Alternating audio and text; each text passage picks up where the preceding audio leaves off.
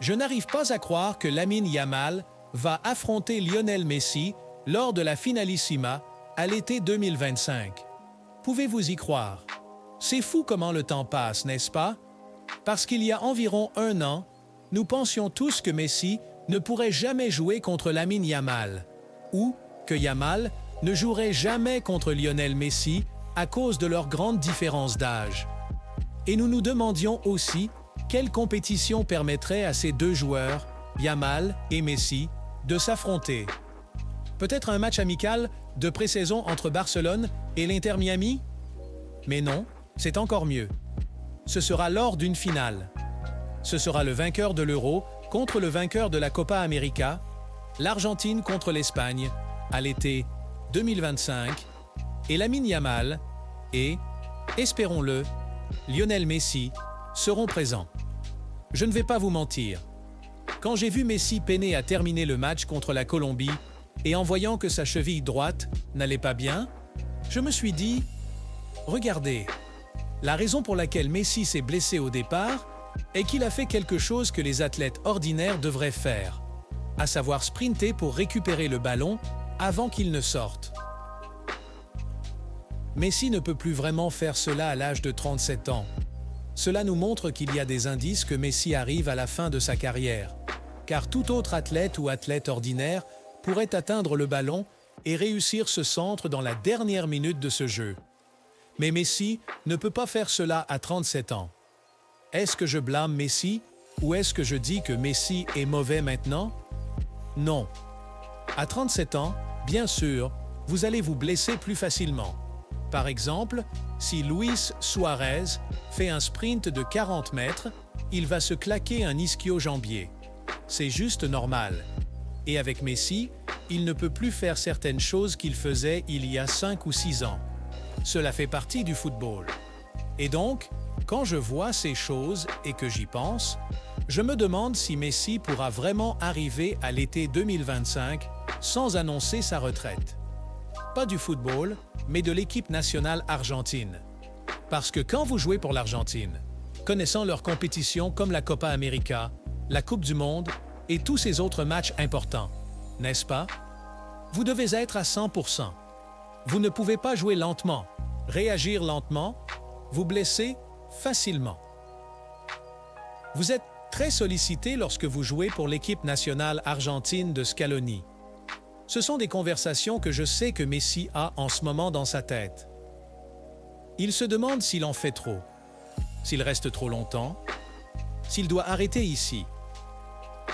Certains joueurs préfèrent prendre cette voie avant que cela ne devienne un désastre. Ils quittent le club ou le pays, comme Kroos, comme Xavi, comme Iniesta.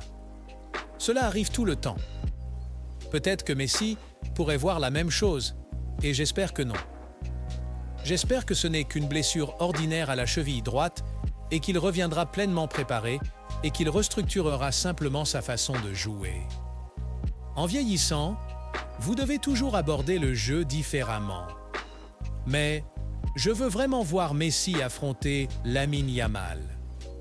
Pas parce que Messi marquera plus de buts que Yamal, ou que Yamal marquera plus de buts que Lionel Messi, ou qu'ils défendront l'un contre l'autre, mais parce que je crois que c'est un symbole pour montrer au football que Messi passe le flambeau.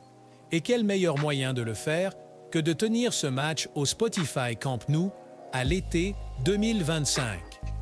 Messi de retour au Camp Nou, Lamine Yamal également présent. L'histoire de ce match serait immense parce que Messi sera également entouré de ses amis argentins et jouera contre de nombreux joueurs espagnols qu'il connaît bien. Alors, Joan Laporta, si vous regardez cela, assurez-vous de faire en sorte que cela se produise. Assurez-vous d'accueillir la finalissima dans votre tout nouveau stade qui pourra accueillir 100 000 personnes, voire plus. Je suis vraiment content de la façon dont les deux compétitions se sont déroulées. Je voulais que l'Espagne gagne l'Euro et c'est arrivé. Je voulais que l'Argentine gagne la Copa América et c'est arrivé. Je vais parler un peu des deux matchs dans cette vidéo. J'espère que vous apprécierez cela, car j'ai beaucoup d'opinions sur de nombreux joueurs des deux équipes nationales. Commençons par l'Espagne. L'Espagne a gagné contre l'Angleterre 2-1 avec un but de Mikel Oyarzabal à la 86e minute. Lamine Yamal et Nico Williams ont combiné de manière incroyable pour le premier but à la 47e minute. Nous avons vu Lamine Yamal courir le long du flanc droit. Il a passé le ballon à Nico Williams et Nico Williams s'est retrouvé seul et a marqué le but en mettant le ballon dans le coin. Je veux que nous remarquions quelque chose ici. La raison pour laquelle ce but a même eu lieu est que Bellingham n'a pas bien défendu Carvajal. Bellingham était censé marquer Carvajal et s'assurer qu'il n'ait pas un passage facile pour passer à Lamine Yamal. L'Angleterre jouait en 4-4-2, en pressant avec Bellingham comme, je dirais, un milieu de terrain gauche, ce qui explique pourquoi il gardait Carvajal. Mais dans l'action avant que le but de Nico Williams n'arrive, Bellingham permet à Carvajal de monter. Bellingham était trop occupé à dire à d'autres joueurs ou à ses coéquipiers de défendre d'autres joueurs comme Lamine Yamal et Carvajal était ouvert. C'est un joueur que Bellingham aurait dû marquer. Bellingham ne l'a pas vu. Donc, finalement, Carvajal a obtenu le ballon. Il a conduit le ballon vers l'avant et à la fin, Bellingham n'a même pas essayé de marquer ni Lamine Yamal ni Carvajal. Et c'est ainsi que Carvajal a fini par passer à Lamine Yamal et il a obtenu le ballon. Il s'est rapproché de la surface. Il a attiré beaucoup de joueurs anglais et encore une fois, Nico Williams a reçu le ballon et l'a mis au fond des filets. Je crois que c'était une énorme erreur de Bellingham. Mais dans l'ensemble du match, je pense qu'il a fait un bon match. C'était juste cette erreur qui a permis à l'Espagne de marquer le premier but. Il a remporté 9 duels au sol sur 14. Il a également donné l'assist à Palmer. Palmer a pu marquer à la 73e minute et a égalisé 1-1. Et ensuite l'Espagne a marqué son deuxième but qui a mené à 2-1. Et donc j'aime vraiment cette équipe d'Espagne. J'aime la façon dont ils ont battu l'Angleterre en essayant de marquer plus que l'opposition. Je dirais aussi que l'Espagne est une équipe beaucoup plus offensive. Ce n'est pas nécessairement une équipe qui aime gagner 1-0 ou 2-1 à chaque match. Cette équipe a gagné 3-0 contre la Croatie, a battu l'Italie 1-0, puis a sécurisé une victoire contre l'Albanie 1-0. Ensuite, c'était 4-1 contre la Géorgie, 2-1 contre l'Allemagne, 2-1 contre la France et enfin 2-1 contre l'Angleterre. Ils ont marqué beaucoup de buts et tout cela grâce au flair de Lamine Yamal et Nico Williams, avec Morata apportant également beaucoup d'idées créatives. Et donc, personne n'a jamais marqué 15 buts lors d'un championnat d'Europe. Mais cette équipe, je dirais, est très jeune, ambitieuse, excitante, et tout cela a vraiment payé pour gagner ce trophée. Maintenant, je ne vais pas mentir, j'ai eu un peu peur quand j'ai vu Rodri quitter le jeu. Il est sorti très tôt dans le match, en deuxième mi-temps. Nous devions encore jouer 30 minutes supplémentaires après son départ à cause d'une blessure. Et j'ai vu Rodri remporter de nombreux duels défensifs contre Phil Foden, Harry Kane et Jude Bellingham. Rodri faisait tout le sale boulot. Alors quand je l'ai vu partir, je me suis demandé qui allait entrer pour Rodri parce que Rodri est comme le cœur de l'Espagne. Et puis est venu Zubimendi, un joueur très apprécié par le FC Barcelone, par Arsenal et par beaucoup d'autres clubs. Beaucoup de clubs veulent actuellement Zubimendi et Zubimendi a montré sa classe dans le match contre l'Angleterre. J'ai vu tellement de fans anglais et même les commentateurs dire qu'ils ne savaient pas si l'Espagne allait pouvoir supporter la pression de l'Angleterre parce que sans Rodri, Zubimendi ne ferait rien. Il disait que Phil Foden, Bellingham, Kane et Declan Rice allaient dominer le milieu de terrain espagnol. Mais Zubimendi les a fait mentir. Zubimendi a montré sa valeur en remportant des duels clés et en gardant la possession du ballon sous pression. son sang-froid et sa capacité à distribuer le jeu ont permis à l'Espagne de rester compétitive, malgré la sortie de Rodri. Zubimendi a été impressionnant, interceptant des passes cruciales et réalisant des tacles décisifs. Il a permis à l'Espagne de maintenir son équilibre au milieu de terrain, ce qui était vital pour contenir les attaques anglaises. Quant au match entre l'Argentine et la Colombie, je dirais que ce fut un désastre. Je ne sais pas si vous avez regardé le match, car je sais que certains d'entre vous ont des fuseaux horaires différents. Mais ce match a commencé si tard, et il y a eu un retard d'1 heure et demie, parce qu'il y avait tellement de Colombiens et d'Argentins qui entraient dans le stade sans aucune sécurité, sans billets, sans rien. Ils n'étaient pas contrôlés, et c'est très dangereux. Quand des personnes aléatoires entrent dans le stade sans être contrôlées et sans billets, bien sûr que la sécurité a dû dire qu'ils ne pouvaient pas permettre à ce match de commencer, parce qu'il y avait tellement de gens dans le stade qui ne devraient même pas être là en premier lieu. Et puis nous avons même vu la sécurité fermer les portes pour empêcher les gens d'entrer, même s'ils avaient payé entre 8 000 et 4 000 $ pour leurs billets. Il y avait tellement de gens qui se plaignaient. C'était un désastre. Pouvez-vous imaginer, par exemple, qu'une famille moyenne a sa femme et peut-être un fils, ou peut-être que vous allez avec votre frère et votre sœur. Disons 3 personnes, n'est-ce pas? 3 à 4 personnes. Pouvez-vous imaginer dépenser 2 000 $ chacun pour ces billets? Vous dépensez entre 6 000 et 8 000 $ au total. Et la plupart de ces personnes ne sont même pas entrées. Pourquoi? Parce que des gens aléatoires sont entrés dans le stade. Je ne sais pas comment les États-Unis veulent organiser la Coupe du Monde en 2026 quand ils font des choses comme ça. Ils montrent à tout le monde, pas seulement pour ce match et ceux qui le regardaient, mais à tout le monde du football, pourquoi les États-Unis sont si mal préparés. Ils n'ont aucune sécurité. Ils ne sont pas organisés. Nous avons déjà vu ça, n'est-ce pas? Il y a eu des aperçus de la horrible sécurité des États-Unis lors du match entre l'Uruguay et la Colombie. Quand les joueurs uruguayens et leurs familles ont été attaqués par les supporters colombiens, la sécurité n'a rien fait. Ils étaient tellement désorganisés. Et la même chose se passait avant ce match entre l'Argentine et la Colombie. C'était un désastre. Les gens entraient par les évents. Ils essayaient de sauter par-dessus les clôtures. C'était le chaos. Et donc, quand le match a enfin commencé, j'étais déjà épuisé. Nous avons vu ce grand retard et ce match a dû aller jusqu'à la toute dernière minute, jusqu'à la 120e minute. Cet événement ne s'est même pas terminé avant 22 h chez nous.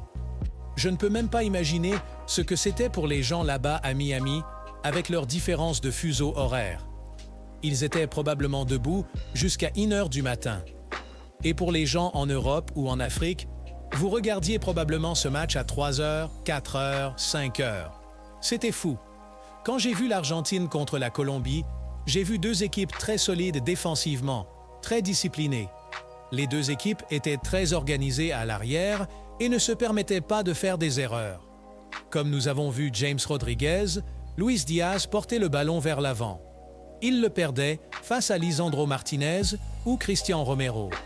Et puis nous avons vu soit Messi, soit De Paul, soit Enzo Fernandez ou Julián Alvarez essayer de porter le ballon vers l'avant. Et il le perdait face à Cuesta, Sanchez, Arias, toute la ligne défensive de la Colombie parce qu'ils étaient si forts. C'était comme un objet immobile contre une force irrésistible. Et je savais que ces joueurs étaient fatigués car en arrivant en prolongation, nous ne voyions que de longs ballons, des joueurs perdant le ballon encore et encore. Il n'y avait pas de plan de jeu. Et puis Scaloni a dû faire des changements parce que les joueurs ne pouvaient tout simplement plus jouer. Malheureusement, Messi a dû quitter le terrain à la 66e minute en raison d'une blessure à la cheville droite. Et donc, l'Argentine devait vraiment se donner à fond contre la Colombie sans la créativité de Messi. nous avons vu Nicolas Gonzalez entrer à la place de Messi. Et plus tard dans le match, nous avons vu Lautaro Martinez, que je crois être le remplaçant le plus important de cette nuit, entrer pour Julián Alvarez à la 96e minute. Nous avons vu Lo Celso entrer pour Enzo Fernandez, Paredes pour McAllister et Otamendi pour Ángel Di María. Ángel Di María est maintenant officiellement à la retraite. Il a joué son dernier match avec l'équipe nationale argentine. C'était une nuit très émotive pour Di María car il va manquer le football, mais il est parti sur une note positive en remportant la Copa América. J'aurais souhaité qu'il puisse être là pour Finalissima en 2025, mais c'est bon. Il part sur une note positive. Finalement, nous avons vu Lautaro Martinez marquer le but de la victoire pour l'Argentine, faisant 1-0. Lautaro Martinez a fini par remporter le soulier d'or de ce tournoi. Lautaro Martinez a eu une saison incroyable, surtout avec l'équipe nationale argentine.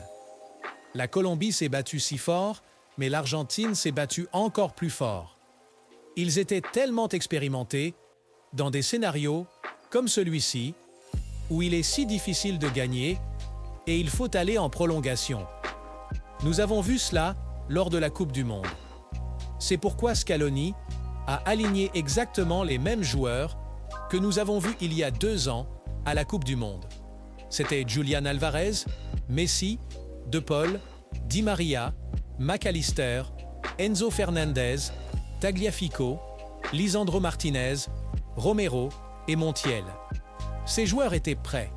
Ils savaient comment ce film allait se terminer. Et donc, je ne sais pas pour vous, mais quand on analyse pleinement le match entre l'Argentine et la Colombie et le match entre l'Angleterre et l'Espagne, on peut voir que c'est beaucoup plus, je dirais, disputé en Copa América. On peut voir qu'il y a plus de stress, plus de tension, plus de physicalité, plus de tout. Dans les Euros, il y a ça aussi. Et surtout, dans le match entre l'Espagne et l'Angleterre, mais c'est juste 2 ou 3 crans en dessous. Quand vous jouez un match en Copa América, tout semble beaucoup plus vivant, beaucoup plus tendu. Même les supporters, quand ils chantent leur hymne national, ils pleurent en chantant leurs 6 hymnes nationaux. Vous pouvez voir l'esprit. Vous pouvez voir et ressentir pleinement ce que ressentent ces supporters, même si vous n'êtes pas de leur pays. Et donc bravo à l'Argentine pour avoir remporté une autre Copa América. Messi gagne, encore une fois, la 2e de sa carrière. C'est incroyable ce qu'ils ont fait. L'Argentine n'a perdu que 2 fois en 62 matchs au cours des 5 dernières années. Et ce n'est pas seulement Messi qui fait ces choses incroyables. Enzo Fernandez fait des choses incroyables. Lisandro Martinez et Cristian Romero sont incroyables à l'arrière. Et avec Martinez, le gardien de but, il est tout simplement incroyable. Et dans des scénarios comme celui-ci, vous pouvez voir sa passion. Vous pouvez voir la façon dont il joue et défend et arrête les tirs, surtout lors des pénaltys. Il est juste ce gars-là. Et tout cela mène au match ultime, Espagne contre Argentine. L'Argentine de Messi contre l'équipe d'Espagne. Qui va remporter ce titre? J'ai hâte de voir. Et nous serons là et nous parlerons de ce match. Voilà, c'est tout. Cela va conclure la vidéo d'aujourd'hui. Merci beaucoup d'avoir regardé et je vous verrai dans la prochaine vidéo. Prenez soin de vous.